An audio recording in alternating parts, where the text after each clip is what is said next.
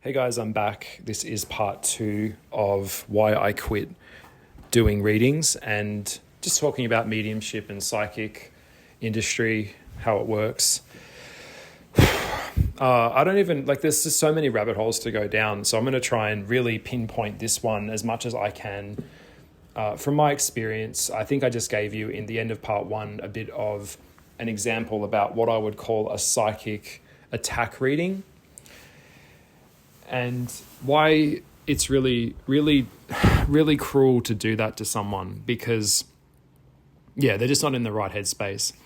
The last time I ever did that was actually back in 2015, and I totally misread the signs. A guy came over to my house. He was sent across from, I was friends at the time with my next door neighbor, and I was working on a painting that I'd done, and he'd seen the artwork, and he really wanted to show his friend my art. So he sent his friend over and he said, can you come look at your art and check out? Anyway, I said, yeah, sure, no problem. So he came over and we got talking, and of course he could see all of the occult stuff that I have in my house. And by the way, I had like a totem pole and crystal amethyst caves and samurai swords and skulls and, lots of different animals, lots of stuff. And he could see that I was that way inclined. And I thought the conversation was going that way. And sometimes you just kind of jump the gun, and I started, channeling straight away. And I just didn't have the right to go there. And I brought up a few things, and I was like, your father's gone. I can see that your mother's still here. You're not on good terms with her. And there's some kind of handing over of money that's happening with you. It's really stressing you out, isn't it? And here I am doing it. And I could just see he was just not in, and I could see I'd completely blown it up, and I was like, oh my God, I'm doing it again. And I think I do that a lot sometimes. We all tend to do it. We want to help people, so when we when we try and talk to people, all we do is go deep when sometimes they don't want to go deep.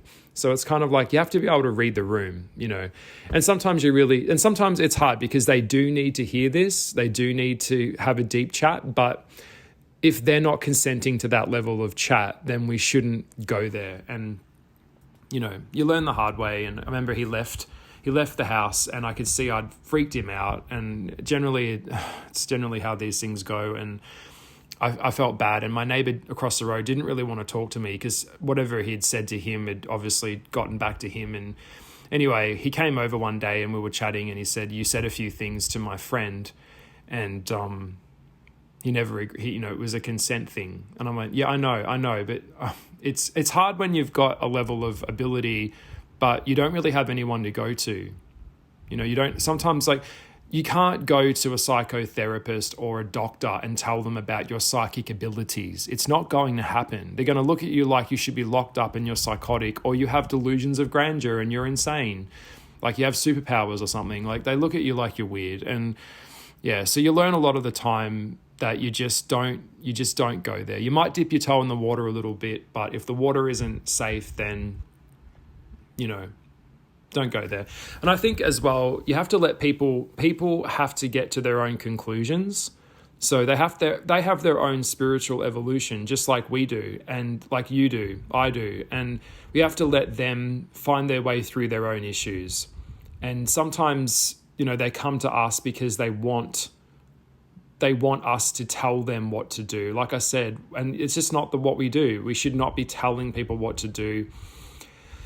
I would like to see the industry have more like people taking it as a serious thing. But I mean, there would be no real way to kind of monetize it, or not monetize it, but there'd be no way to police the people that are quacks.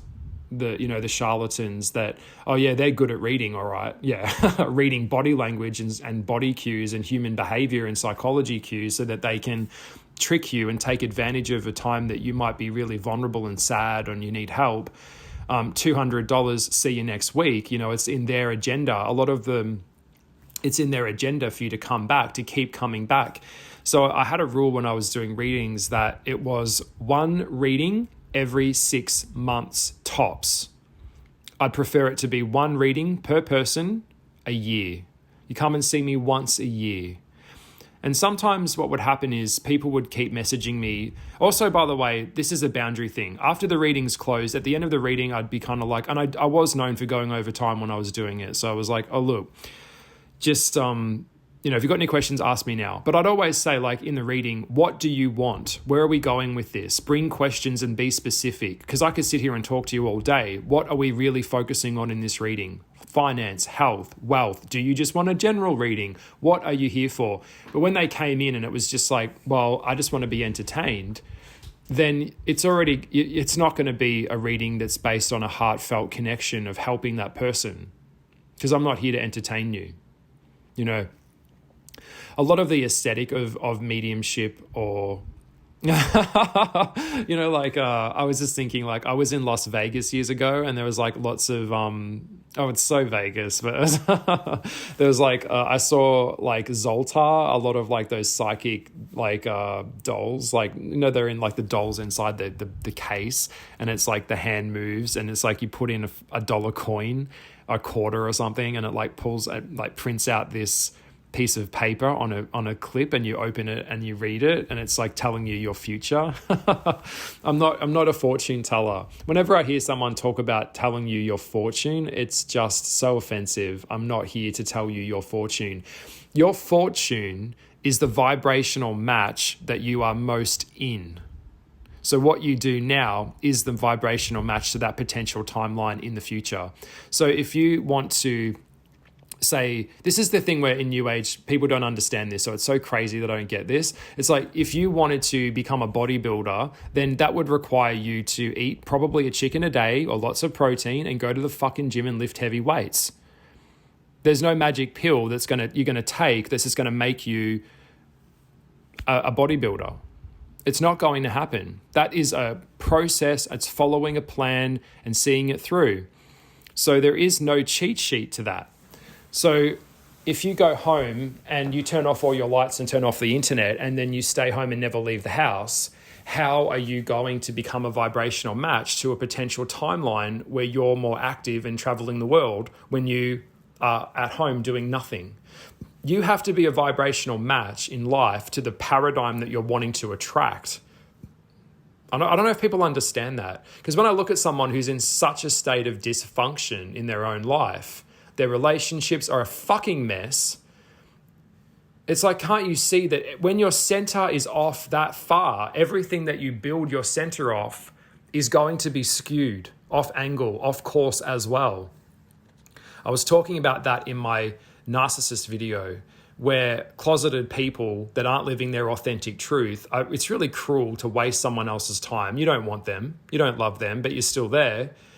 And so it's like interesting that you'll find that a lot of the things that are built off that paradigm, the base of it is corrupted. It's wrong. It's off kilter. Yeah. Anyway, but I hope you guys know what I mean. There is no quick fix to life. You have to do the work. You have to be prepared to take that step and approach to doing the work and making opportunities for yourself in yourself, not something outside of you. That's why a lot of this Reiki stuff is bullshit too. Like it works temporarily. Like someone can manipulate energy around you, but they can't manipulate energy inside you. Maybe they can for a time in part of your chakra if it's spinning in the right way or something, but not long term. It's still going to go back and revert back to the way it was inside of someone. Same with spell casting. You could do a glamour spell or something like that on yourself, but I have green eyes. My eyes will always be green. I can put in contact lenses, but that's the natural state of what they are. I can only work with what I have. I can't pull from something outside of myself, which is also back to mediumship. When spirit gives me a message or gives a message to you, it can only translate the message through to you from the perspective of you, because you don't know what you don't know, and you only know what you know. Yeah. So it will try and show you things, or they will try and show you things that are a vibrational connection to the point of reference to get you to understand what it's referring to. What is it saying? What is it trying to say? Now, this is where it gets heavy. Story time. This was a pretty disturbing thing. Yet another thing that I don't see anyone talking about. And why is that? But why? But why don't I hear people talking about this? All right. So I had a client come for a reading back in the day when I worked from home. I had people coming and going from my house all day, and I had my room set up. And he'd heard, but usually the best form of promotion is generally word of mouth. They'll tell their friends, and their friends at work will tell their friends, and before you know it, your diary gets booked up. And you've got to make that time in between sessions to cleanse, to clear your mind, to try and, reset yourself. Like, it would be very difficult if you were working in like a psychic hotline where it's like the next call just drops in, the next call just drops in. It's like, fuck, spirituality doesn't work like that. Stop. That's not healthy. You're not going to be doing your best work in that scenario. You need time to chill in between these readings. These are heavy stuff. Right? The real readings are heavy shit, not these fucking flipping of the card readings. By the way, if you want a card reading, just learn the cards and go to your friend's house, bring over a drink and she'll bring a pizza and you can hang out on the bed and pull out some cards and look them up. But for a mediumship reading, you do not need cards. I call cards to me these days, it's like, cards to me these days, it's like training wheels. At some point, you need to come off the training wheels. No more cards. No more fucking cards. You are the tool. You have the power of source in you. Shut your eyes, clear your mind, and start channeling a vibrational energy to that thing or that person or that time and space that you're trying to connect with. The cards aren't going to tell you her husband's heart attack and the time that he died and the dog barking and it's not going to give you specific stuff. Cards are just archetypes and prompt tools. I made a tarot card deck and I'm telling people you don't need tarot. So I'm telling you the truth. Also, when I back off the subject, I'll get back to my story in a sec. Back off on the topic was when I was doing my tarot deck and I was making it, I had people going, are you going to do a booklet? Is there a booklet? Where's the booklet? Well, at one point I wasn't going to do a booklet because you don't need my interpretation of the cards. You need yours. Get off your ass and think about what the card means. Look at the animal. What does that animal mean to you? What's the illustration showing you? Get outside of your comfort zone. When I see people on the tarot cards every day pulling out cards, block, bye. No. You don't need the cards every day to know what you should already know. You should already be in tune enough with your own sense of your own internal guidance system to know when something doesn't feel right. And you need time to live life. You need time to be in life. If you're analyzing life with tarot cards every day, every second of the day, or every couple of days, that is just too much. Live life, enjoy life. Come to the tarot when it's needed, when it's serious, when you're taking it serious, not just for entertainment. Get off the entertainment. It's not for that. Anyway, back to my story of why I also decided to walk away from doing readings for a while. I come and go every couple of years. I'll just close up shop. Other than the stalking that I've had from all of these former clients that end up finding me on social media and follow me and think we're friends and they try and interject into my life. And I'm very grateful. Some of them are very sweet, but some of them completely overstep the mark. It's because I've been able to produce information for them and confirm them some things and make them feel safe and hold space for them and make them feel good and try and, you want the reading to be, you want the reading to feel good. No one wants to come and hear the horrible, horrible stuff, but you've got to be willing to tell the horrible, horrible stuff too.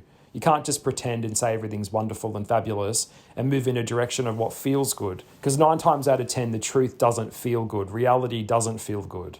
That's the dark side of the spiritual movement of today, where we just focus on positive affirmations that we don't believe in and nothing changes. And it's like, even if you are talking about the world, what are you doing in the world to make the world better other than just talking about it? Nothing. Then have a seat. Have a seat. So he was a biker. Okay, so he came and he had his bikie jacket and big beard, big bellied man. And energetically, as soon as he walked through the door, I sensed that he'd been involved in some murders. I'd sensed that he was involved in some pretty shady stuff. But I am here to hold space for this person. I'm not here to judge him. I'm not here to put him down. I'm not here to tell him what to do. He had come for a very specific reason, all right? Now, half an hour before he was meant to come to my house, I had an energetic visitor that was in the house. This generally happens a lot with readings. So they'll show up around you before the client or the querent comes. The spirit will be there. It will show up in your home. Now, if you're not ready for this, you shouldn't be doing mediumship, because it's going to be happening to you every second of the day. You're just going to have to learn to deal with this. You could be sitting in a movie theater room, or you could be, it doesn't matter where you are, in a car. Spirits can come through car doors. Like, they're everywhere, yeah? So he came in and sat down in front of me, and it was his brother. So I had this spirit waiting to come through on the other side. And I'm going to get back to my point before that I was making, is that spirit shows you generally by stepping into your energetic field to make you feel what they felt. Say, for example, if it was a girl that drowned, it could be like a drowning feeling, like you're sinking and gasping for air. Say, this is graphic to talk about, so I hope that you're okay. This is probably not safe for kids to hear this bit, but yeah, a lot of suicides come through. And in this particular case, it wasn't a suicide, it was a murder. And he very clearly felt my hands were cable tied behind my back, and I had this very, very tight weight around my neck, pulling my neck up. And all of a sudden, as I'm sitting in front of this man, it was like someone had placed their hands around my neck and started squeezing my neck to the point where I couldn't breathe. Because what it was, his brother was coming through and showing me what had happened to him.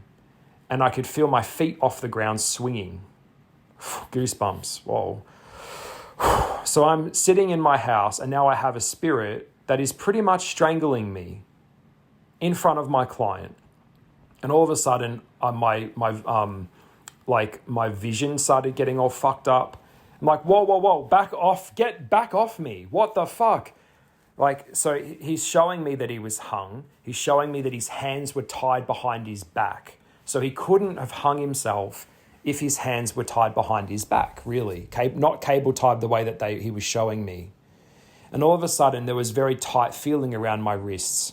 So what he was trying to do, he was trying to show me that he was murdered. And he was showing me the symbol of the other bikie group that had done this to his brother. Now what's happening is I'm in the middle facilitating, basically telling a perfect stranger who has murdered his brother. Now, I need a sip of tea. Fuck. I need a minute just to even talk about this, because I'm just stirring it all up for this video to talk about it. What amount of money in the world is worth that type of experience? I ask you, really. I'm all for helping people, but that's just too much. That's gone too far. And the brother was very angry. It was a very angry energy that came through, his rage. So yeah, here I am. I'm trying to hold space for this man, and I'm giving him information, and I'm telling him where it happened. It was in the back of this shed. There were 3 other men standing around. The room was quite dark. There was a light, the whole thing. I don't want to go too far into this, but yeah. Also, one of the things that also happened was he showed me that when you're hung, you actually shit yourself. I know that sounds really graphic, but a lot of your body fluids and stuff all release. So I was feeling that in my own body. This was one of the turning points where I decided that I needed to put a big break on doing readings. Yes, I can do it. Yes, I'm very good at doing it. And I've developed very, very quickly, very ineptitude ability to do this.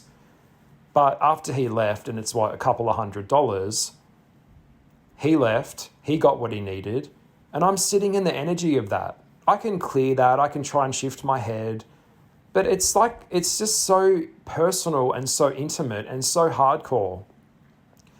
And then I started hearing movement up in the ceiling. So that night, it was he came in the afternoon, but the energy of the brother didn't leave. He still wanted me on the other side to continue working for him. And I sat and I'm like, no, I sever all energetic connections. I'm asking you please to leave.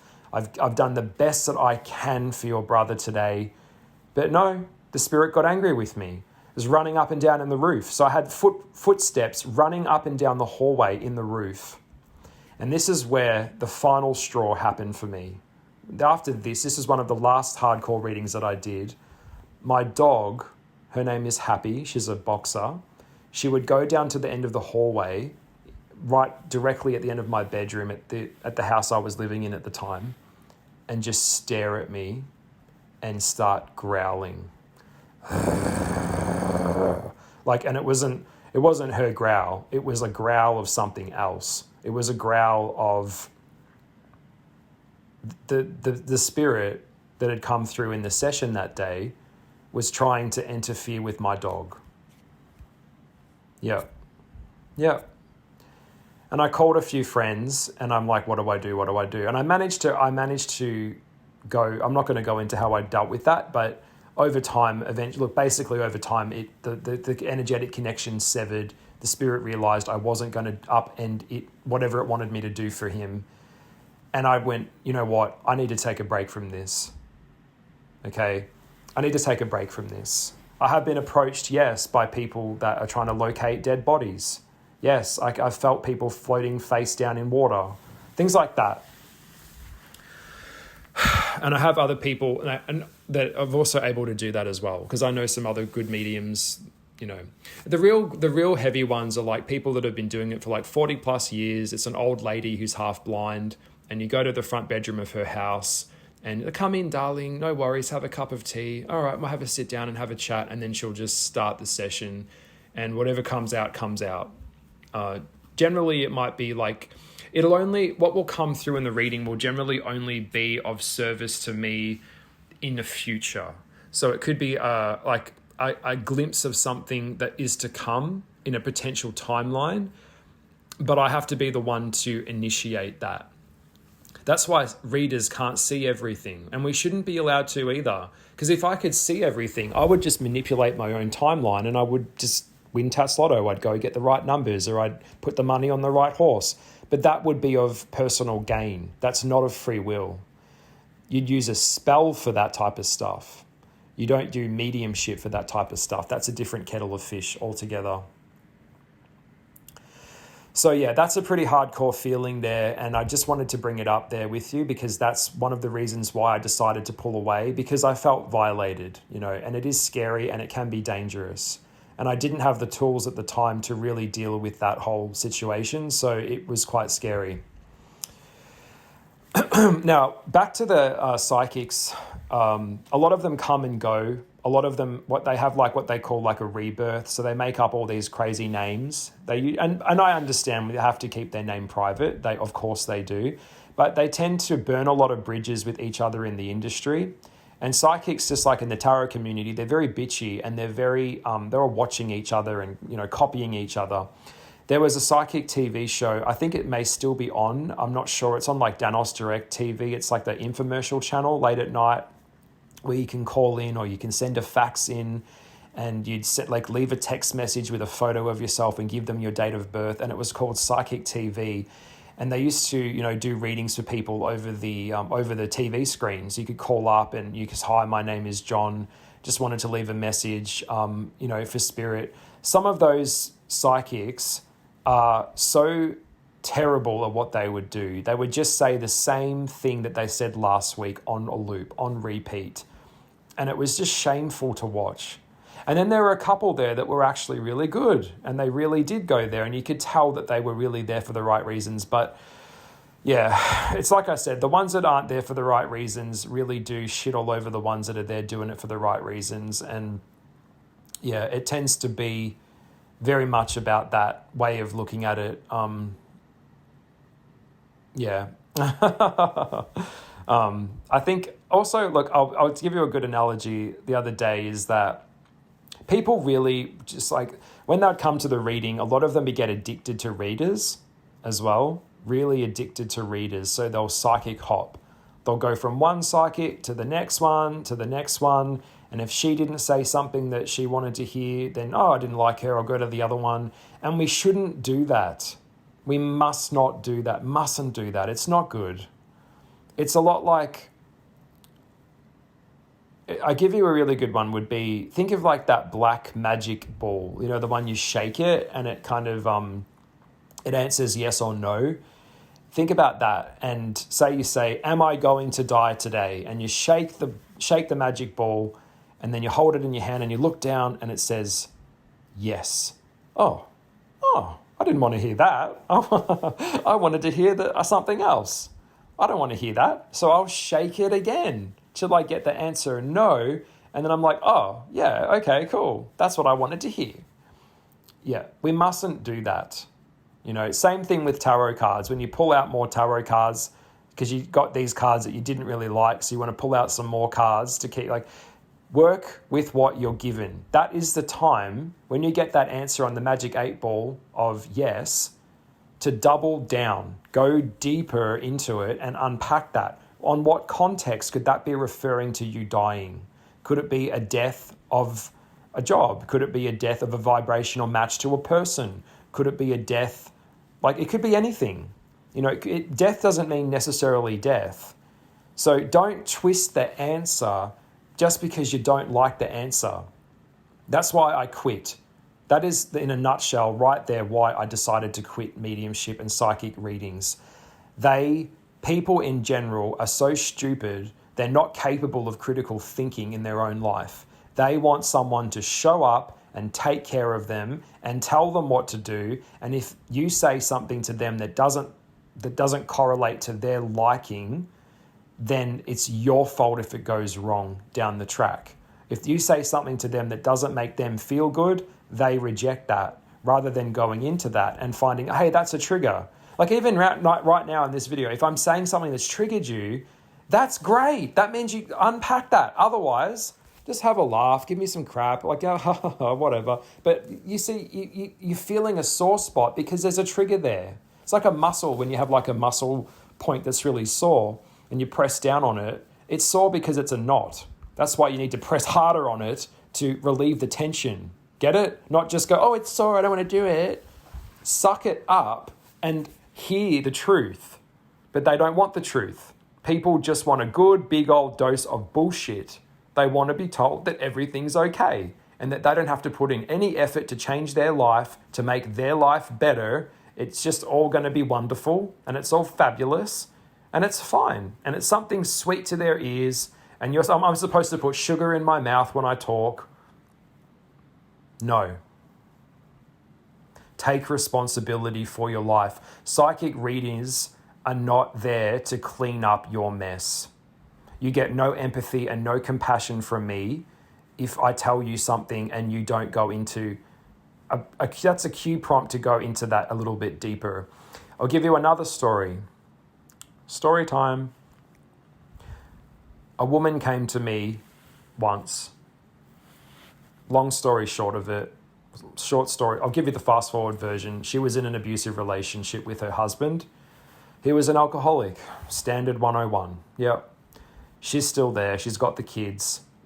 She's been wanting to leave him. She's left him before. She came back. She left him before. And I understand, and I have so much compassion for people that are in these types of relationships. It is very, very difficult. It's not something sometimes you can just plan and, okay, I'll go tomorrow. If they've got control of your key card and your money and you can't leave, where are you going to go? A lot of them are very ashamed. They don't want to tell their family that their marriage has fallen apart. They don't want to, really go there. So they are they have to be very sneaky around their partner because their partner's a fucking psychopath or their partner is abusive and there's kids involved. It was just so messy and so fucked up. And she came to me, and it was the second time she'd come to me, and I said, I can really see that you're in a very bad situation here. Can we what I say to my friends now, and I say to you, can we talk the real shit? Like, can I be real? Can we be real, or are we playing make-believe? Which is it? Because I don't really want to do make-believe, but I can make it all soft for you. If you can't handle reality, and I give you reality, I have to be responsible that you could go out there and kill yourself. All right, I said that in one of my videos. I think it was the Libra video, or maybe it was a Scorpio video. I had a client that came to me and I brought up all these things that he really didn't want to deal with in a reading, shadow work reading, in a consultation with me. And I brought them up to him in a very real and gentle and honest way. And he confirmed it was all true and burst into tears. And I was hugging him and holding him and he was shaking. He didn't have the tools to deal with the truth. We do not tell the truth to people that can't handle the truth, because it's just like abandoning a baby on the side of the road now.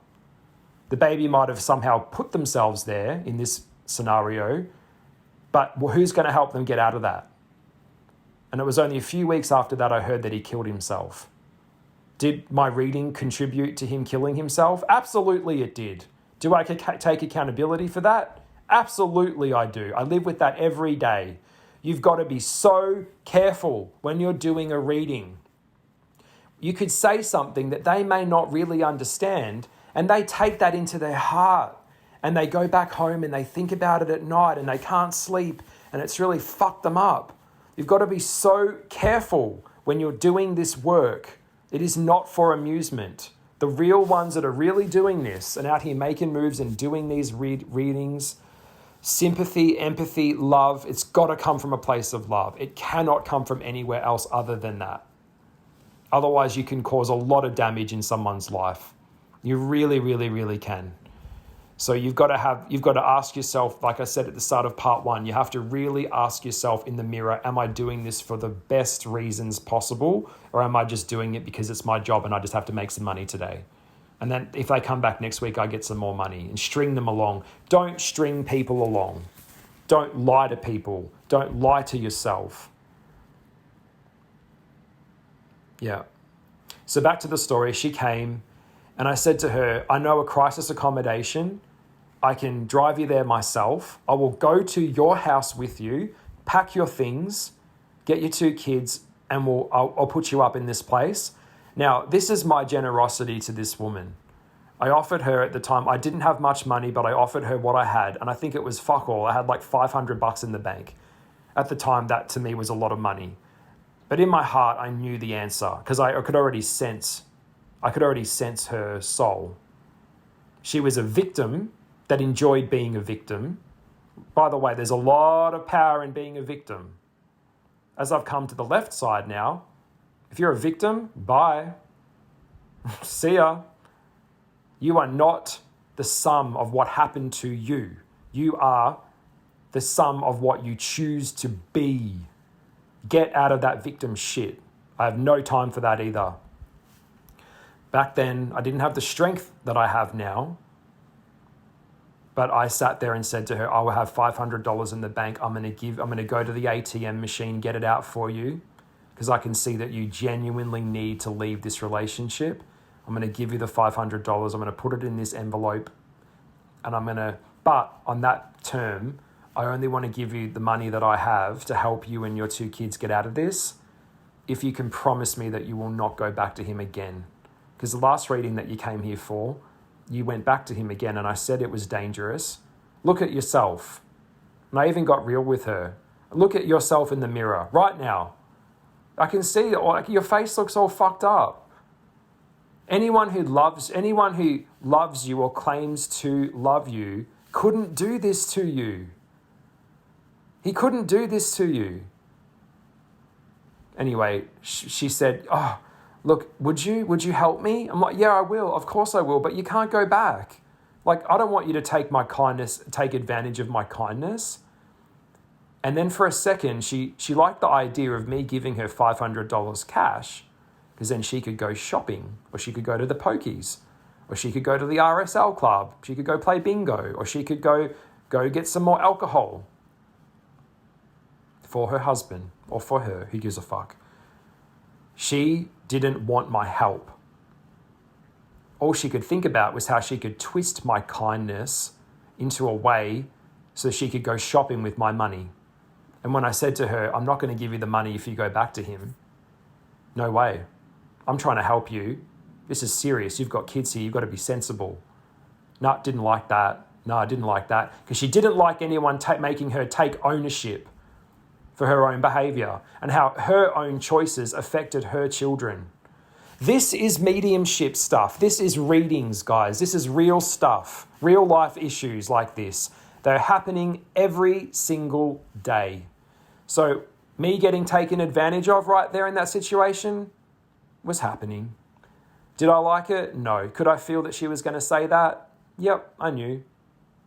Did she take the 500? I didn't give it to her in the end. No, because she didn't want to agree to the terms that she wouldn't put herself back in that situation, even when I told her that there was a way out for her and that she would be protected. Crisis accommodation have police connections and they will take care of you. And the woman that I knew was going to let her stay there because I could make the phone calls because I've done them before. I go there. Yeah. No. Fuck her. You don't want my help. You're not ready for my help and you just want to use me. That's what it's like. That was why I quit mediumship, why I quit psychic readings, is because as a kid, I would say things, I knew about time periods that had taken place here on the earth. For me, it's more like kind of remembering what's happened, if that makes sense. The other day, someone asked me, why don't we remember our past lives? Really easy answer to that. We don't remember our past lives because it would be too traumatic to carry that level of data in our brain into this life. It would interfere with this life. So you can't hold, like, could you imagine having like a traumatic life and then reincarnating again from birth? You would just remember all that trauma and all that pain, and it would prevent you from being present in this life. But you can access your past lives. Yes, they are there. Yes, they're accessible. Do I go there? Do I do past life work? No, not so much. But I will leave in the description below of this video, I'm going to be leaving someone that I'm referring everyone to now. If you'd like to see, his name's Kirk, and I believe that he is very good at what he does. He's had a lot of experience in this industry. So if you would like to book a reading with him, he is in Manhattan in New York, and he does the real shit. So it's not going to be light and fluffy. It's probably going to be heavy chats, but he'll know what to do. I trust, my intuition trusts Kirk, that he will know how to go about what it is that you're needing from him. That's the best way to go into a reading, by the way, is you go in, you don't say anything about yourself, and you just let it be what it is. You know, go in, and if you have some questions, go in with the questions and set the intention of the reading, of the questions you are seeking, because general questions get general answers, guys.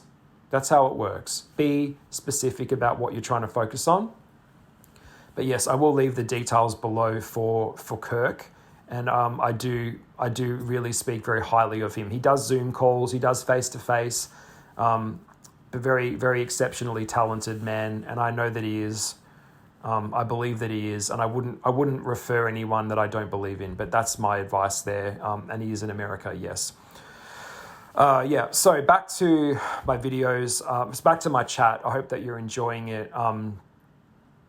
This, like, as a kid growing up, I just had so many people trying to take advantage of me. And once my family or parts of people in my family realized that I knew stuff or I'd say something, it's like they'd call up and like I have to hold the phone up to my ear, a little like holding it, going, oh, it's saying stuff like that, and also freaking them out. Like school teachers would, I had a school teacher sit me down one day and say, we don't say everything that we think. Because I told a little girl that her mum was going to die next week and her mum died. Stuff like that. But I didn't understand what I was doing. So in my defense, can a child understand a power that was given it with there's no how-to guide with mediumship. There is no how-to booklet that comes along with life in general. You just have to, trial and error. It's trial by fire. You've got to walk through the fire and figure out what doesn't work and what does work and go with that. Yeah. But yeah, I always, I just had like a vision of going back to my first experience with mediumship and tarot cards was at a bush market, and this old lady was sitting at this table, purple tablecloth, like, purple silk or crushed velvet, and, very old, worn face with heavy eye makeup and big hoop earrings, very like, Mystic Esmeralda or like Zoltar, that type of thing. Incense streaming in the air. You can kind of smell them before you see them. They're my favorite type of reader. That's the type of reader that I would go to. People asked me the other day, do I think that mediums or psychics can do readings for themselves? Yes and no, but probably more leaning towards no. Sometimes, like with the shadow work, sometimes we need someone outside of ourselves to show us what we can't see. because we're too caught up in it. That's why I tend not to do readings for friends a lot, because I'm already a part of their energetic life field type of thing anyway. So it can get a little bit tricky. Can I pull out a couple of cards for the new year just for myself? Of course I can. But like I said, I don't go to the cards anymore. I don't need the cards anymore. I've gotten off the training wheels. Yeah. I'm just thinking, I hope that you're enjoying this video. I know these ones have been hardcore, part 1 and 2. This was supposed to only just be part 1, but yeah. I tend to stay away from a lot of there's a lot of mediums out there that you'll go to them and then they will tell you that you yourself are actually a medium. And then what they'll do is enroll you into one of their mediumship courses. I've seen a lot of that going on. That's, and if you were a medium and you're like in your 20s, 30s, 40s, you would know by now. I'm sorry. I believe that you would have had some indication whether that was something for you to pursue or not, whether you chose to go there or not. I don't think it's something that you can do later down the track. I think it's something that's a calling to you. Just like I believe with art, I don't think you can teach someone to be an artist. You just are an artist and you just do the art. Like with a writer, you can't teach someone to write. They just write. They just are. It's what they are. It's what they do. It's as natural. Me painting and drawing is as natural as breathing. A writer writing it's something they've done their whole life. It comes from their heart and it flows out of them. That's just who they are. So it's no point, by the way, there's no point in doing something if you're not naturally enjoying it and you're not liking it and you're not getting the benefits out of it. Let it go. Go and find something else that you enjoy more. A lot of people get caught up in the aesthetic, but you've got to get past the aesthetic. It's got to go into like the real undercurrent of what you're trying to do here, because it's got to come from a place of integrity that's very in tune with who you are and taking responsibility for that. That's why I take responsibility for my readings, like really go there. And if I'm not energetically up for that some days, then yeah, I do cancel. I do reschedule, or I did back in the day, because sometimes a client might book me and I'll get a very strong message saying, not the right time for this person. They've got to come back next week.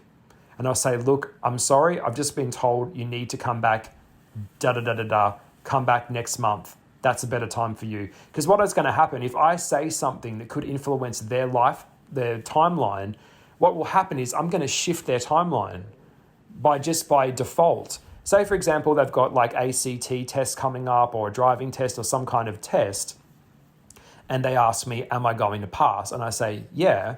What they might do is not study, because he said I'm going to pass. I won't have to study. And then I failed my test because I didn't study. See what's happening here? Things must happen in the way and the rise and the fall that they do, like a wave in the ocean, the crest of the wave, and then it breaks down and goes into another wave. There's a rhythm and a flow to energy. That's how energy works. That's how nature works. To violate that cannot sustain. That's why a lot of the readers, a lot of people that come into mediumship that might have had lots and lots of different jobs, a lot of the charlatans are usually people from like pyramid schemes, or they were selling like beauty products, or they were selling like face cream or some kind of non-invasive surgery or some shit. They aren't coming from a place of sincerity. They're coming from a place of capitalism to try and capitalize off an industry and take advantage of an industry that they themselves are not really a vibrational match to. And by the way, guys, it sticks out like dog's balls. It's so obvious. So obvious. That's why I laugh. Like, I know it sounds mean, but sometimes when I'm on Instagram, when I see stuff, I can't help but laugh. I can't help it. I feel sad. I don't know whether to laugh or cry when I see some of this shit. Some of this light language, all talking all this nonsense for attention to try and get some followers on TikTok. It's just laughable. A real witch wouldn't, like, a hardcore occultist is just like, whatever. Like, can we just get back to the real work? And the real work is, there is no shortcut. It's just showing up, doing the research, doing the meditations, doing the practice, doing it every day, putting it in your calendar, making the time for it. Another reason why I quit mediumship, why I quit. They'd book me for a time not a video chat or for a phone call, and they'd answer the phone while they're fucking driving their car. What the hell is that? And she's she's got her 2 fucking kids in the back seat. The kid's crying. She's driving through McDonald's to get like a takeaway. And I'm on the phone trying to give her a reading. No. Straight up, I just hung up. You call me, we talk when you are holding space for me. You want me to hold space for you, and you're on the phone burping the baby and you're in the back. Forget it. I'm not a novelty. I'm not here for your entertainment or when you have the time and, I paid for his time, so I'll just... No. It's a two-way thing. It's respect. Show respect, you get respect. Come at me with disrespectful, you're going to get... What do you think's going to happen? Another reason, won't do it. I will take some private readings in my home when I feel called to, and it's a very serious situation. It's an emergency. And that happens from time to time. Someone calls up, I really need to talk to you. I really need to see you. I came to see you last year or the year before that. You said some hardcore things. This is what's happened. There's so many factors and variables that I have to look at to even consider doing a reading these days. But that would be, the situation would be, okay, understood. Please come, sit. Let's have a look. How can I help you today? Yeah. Also, a lot of them come and they bitch about other readers. Whatever the last reader said to you is none of my business. I even had a woman so rude as to actually take photos of the cards that I was using back one day so that she could keep it, so she could take it to another reader to interpret that. How dare you? How dare you? Yeah. I was not a happy man that day, I can assure you. Yeah, so everyone's knowledge that is given comes from that person's perspective. And that's what it is. There is no absolutes with tarot cards. And a lot of the readers as well that I've noticed, their life is such a mess and they're so fucked up, so toe up, that they will do a reading for someone, but they're not pulling cards for that person. They're only pulling cards on themselves. They're not pulling cards for the other person. They're not even connected to the other person's energy. It's just all their fucked up energy in the reading. That's what you're really getting. Anyway, let's have a look at time. I think I've made it really clear my thoughts on the industry, my personal experiences of what it's like doing real mediumship work and why it has to be treated with such utmost respect and diligence and kindness, and it's got to be done in a way with real integrity. What is your integrity? That's the question. If you're getting into mediumship, I hope that this video has helped. I hope part 1 and part 2 have helped you. Someone out there, has taken this on board and is able to really go and listen to what I've said and go, yep, understood. So if it doesn't feel right, then it probably isn't right. And that's probably the best advice I can give. If you're a person out there and you're in despair, look at what you have as tools that you can work with to try and get yourself out of that. If you know yourself enough to know your own mind, how do I shift myself out of that place so I'm not sitting in that? How do I know where the edge is? How do I know what the trigger is to get me to that place? Know thyself. Get in tune with who you are. And no one can tell you who you are. I know we're taught from birth to be something that we're not. We're all supposed to just be part of society and get chewed up and spat out in the hamster wheel of capitalism. I understand that. But you have to be willing to question authority and find out, what are you passionate about? What do you enjoy in life? And where your passion is where your purpose is. This is my passion. You could probably hear it in my voice. I wouldn't do these videos if it wasn't. So I know that I'm getting through to people and that someone out there is really hearing me, and thank you. Thank you for taking the time.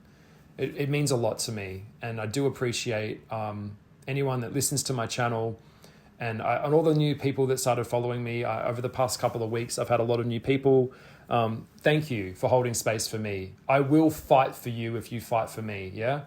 So lots of love. I think I'm going to leave it here. Of course, there's always more to say. I love the chat.